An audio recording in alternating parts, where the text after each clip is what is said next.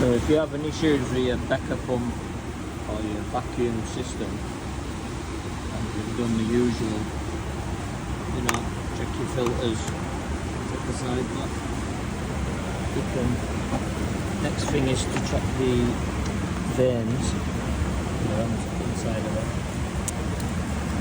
So we're going to click all these, check them off. See in a minute. Once you've removed all the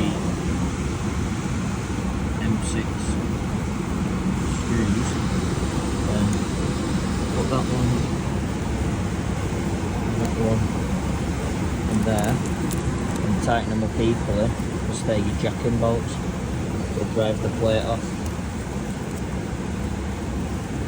You can see now, driving it off.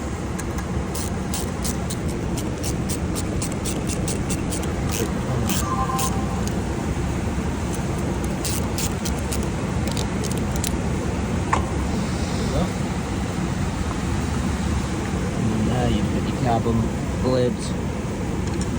This one, very worn. That should be a flat surface there enough, maybe a bit tapered on edge. Damage. I did have these ones out earlier. It's supposed to be 39mm, but they're a minute 24, so I've ordered a new set.